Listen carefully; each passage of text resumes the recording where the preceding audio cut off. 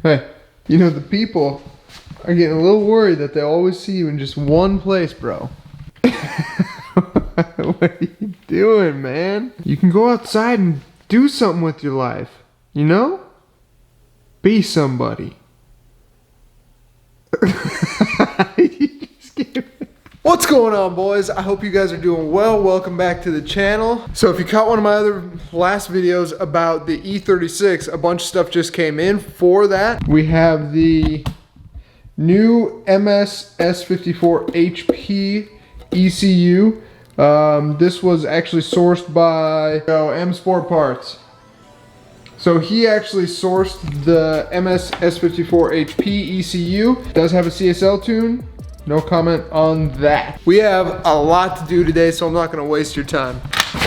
And then I got a bunch of stuff for the S2K since I'm doing a lot to it right now. So if you are new to the channel or you didn't catch my other video, I am in the process of getting the gas tank cleaned, cleaning basically the entire fuel system on this car. This is Robert with 2020 Healthcare Central. Pass for insurance. No, I didn't. How many do you get a day? Just comment below. How many of those do you get a day?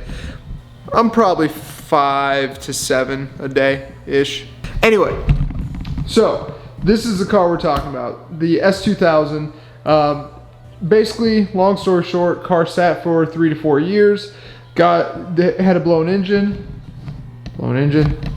I replaced the engine after getting it started and running. Started having fuel issues. Removed the fuel pump, and it was covered with mud, gunk, all the crap that happens when you let a car sit for 3 to 4 years. So I basically have a new fuel pump, new fuel filter housing, new fuel filter sock or fuel pump sock. In case you don't know, actually, the S2000 has this sock right here, which is at the end of the fuel pump. Come on, buddy, you having a hard time? So into the fuel pump right here has a sock. There's also an internal filter in here. Good news with this. Normally S2000 parts they have a little bit of an S2000 tax. For example, the crush washers that go in between the fuel line and the fuel rail, those two crush washers come out to like $6. S2000 tax. This, however, this is interchangeable with a 98 through 02 Accord. So this, to buy this unit new without the fuel filter or the fuel pump sock or the fuel pump itself, hey, birds, chill out, bros. This piece is about 90 bucks. So if you're having fueling issues and you need to get a new fuel pump housing or basket, whatever you want to call it, it's not that expensive. That's a good thing. So I am in the process of having the gas tank cleaned, which I got back. That is done. Clean gas tank. Awesome. They went through and pressure washed it with 250-degree pressure or water. Then I'm having a set of injectors cleaned. I'm gonna pick those up today. Then actually, there's a few things I have to do to the diff as well in the rear end, but I'm not gonna do that outside of the car. But anyway, the process for right now and what I'm doing now is getting the rear subframe and the gas tank and all the fueling stuff back installed. There's kind of a weird issue with the differential, the diff. It has like a cracked part on the mounting bracket, and it's obviously been changed before. Since my diff is like this currently, and I don't have a workbench, I don't have space, it's really hard to maneuver that on its own. I'm going to put this back in the car and change the diff and the axles when it's back in the car. I think that'll just be easier for me. I don't know. I do have new axles, and also, I've probably put it in some clips already, but I picked this up. I got this used, and I've been looking for an exhaust for a long time for this car, and I don't want something with drone. I don't want any drone whatsoever. And I've always wanted this exhaust, but they're freaking expensive, and to ship from Japan is even more expensive. I found one used in Houston. Dude, I am so stoked with this. We have a real Mugen exhaust. See?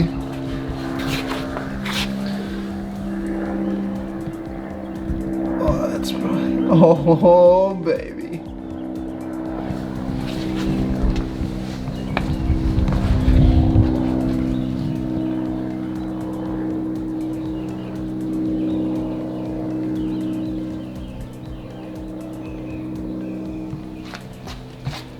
So I am super stoked on that because the Mugen exhaust is one of the best exhausts, best sounding, totally preferential. No arguing about this, it has no drone. That is so key in my opinion. I love that. I love this car, but man, it drones with a lot of different exhausts. It's hard to get it to not drone.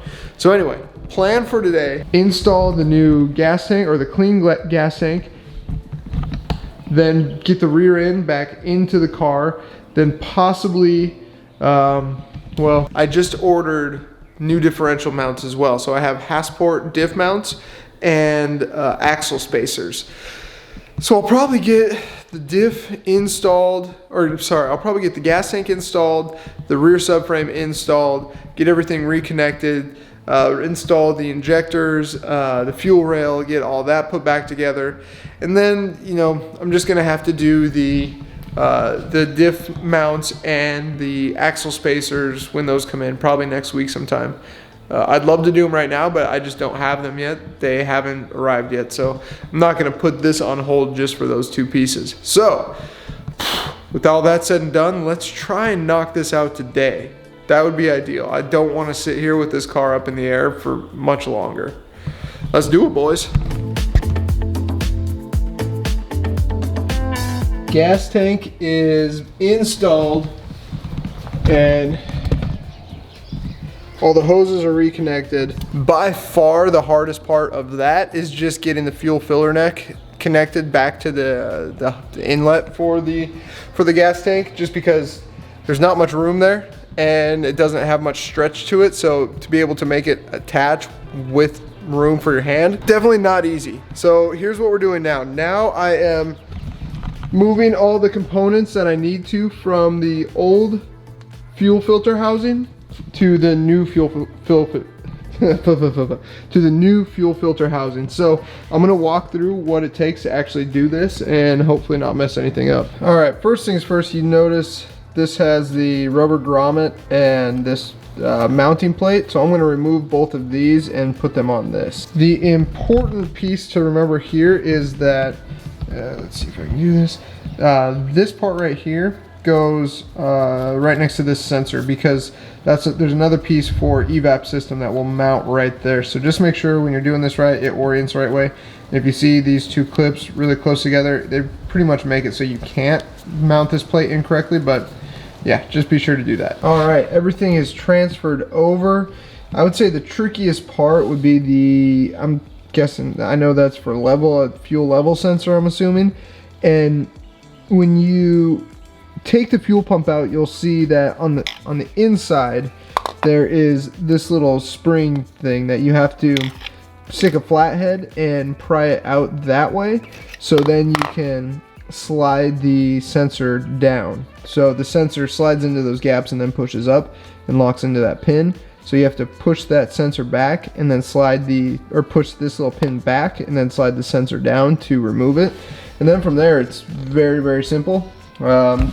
Just plug it into the new port right there. The other sensor plugs into the stock location, then plugs into the fuel pump.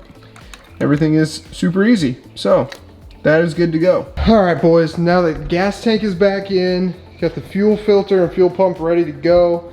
Now it's time to look at getting the rear subframe back installed. So I have it on a transmission jack, which I wouldn't really recommend because the differential kind of wobbles in the gap of the trans lift, but it works all right.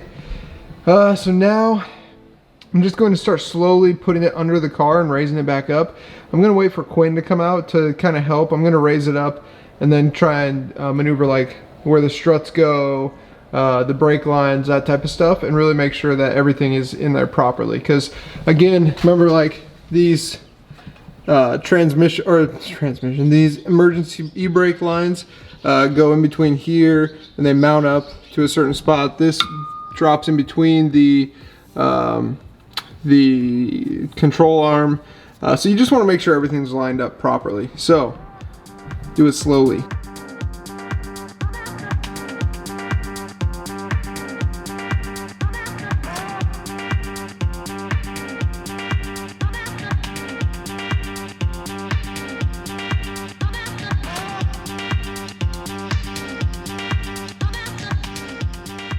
All right, boys, subframe installed. We got brakes back together, ABS back together. The only thing I need to do, the e-brake lines are back attached. The only thing I need to do now is attach the actual part of the brake that I disconnected. So I'm gonna go through and do that now, and then I will update you on what I'm doing under the car, because it's not quite done, and now I am going to do kind of some reverse work. Everything is buttoned up now besides the HVAC stuff, or HVAC, evap stuff. And the reason for that being is I would need to change this diff, because this primo piece of work right there. So I have a new diff. I was contemplating sending it off to Putty Mod, but since that is around 2,500 bucks, I'm probably gonna wait. I have this diff as a backup. I have another diff that came with this car, and then I have the new AP1 diff that I'm gonna put in here. So I actually have a set of OEM axles that I'm gonna replace these with. I think these are some like cheap Chinese knockoff type things, because this boot is busted already, flung crap all over the place, and these the shafts are much smaller than the OEM ones we have down there. So I was gonna do this off the car, but with my limited amount of tools and like room here, it's just easier for me to put it back on the car and then do it on the car. So now I think I'm gonna take off the differential and the axles. I have new Hasport diff mounts coming, and axle spacers as well. So I'm going to just basically prep the car for those two things. So right now I'm just going to remove the diff and axles and then wait for those two things to show up.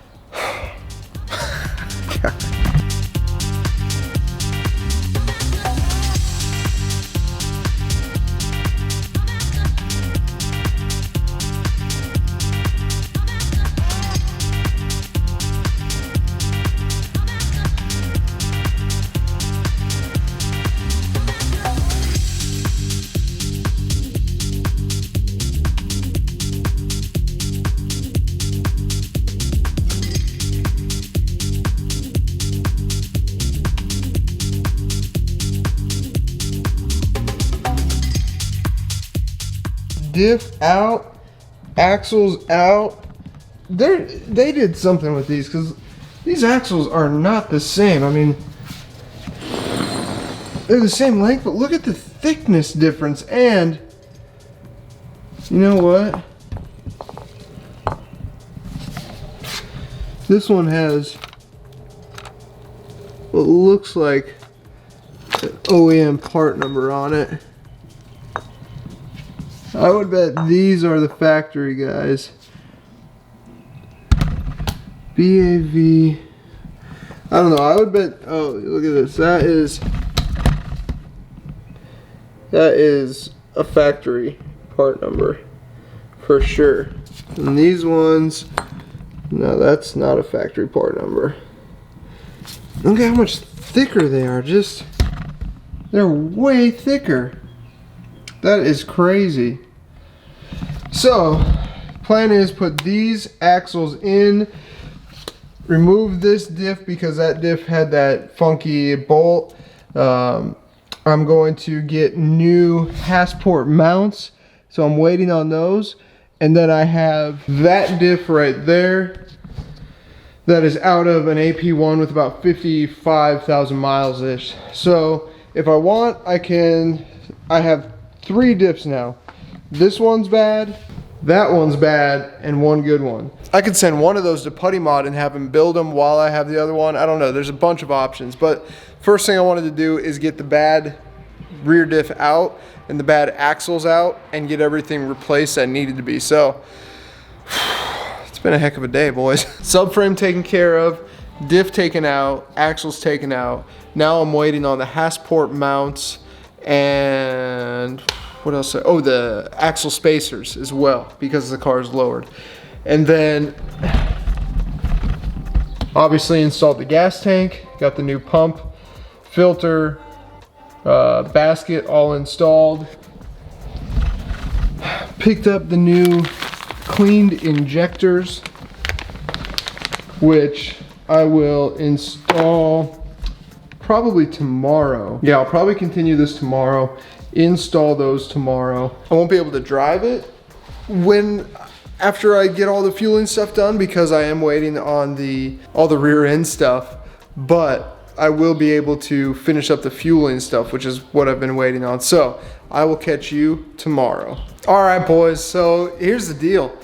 I have the rear subframe installed. I have the old diff taken out. I have the old axles taken out. I have the gas tank installed, the new fuel pump, new fuel filter, new fuel housing basket. Have the cleaned injectors installed. Everything good to go up there. Everything's good to go back there. The only thing I need now is literally just the diff mounts, the Hasport diff mounts, and the axle spacers. And I'm just waiting on those, and then I can button everything back up. But until then, I mean, those just shipped today, so that's gonna be a solid probably 4 or 5 days until I see those. I'm not gonna wait that long to edit this, so that's gonna do it for this one. I got a ton of stuff wrapped up on this video.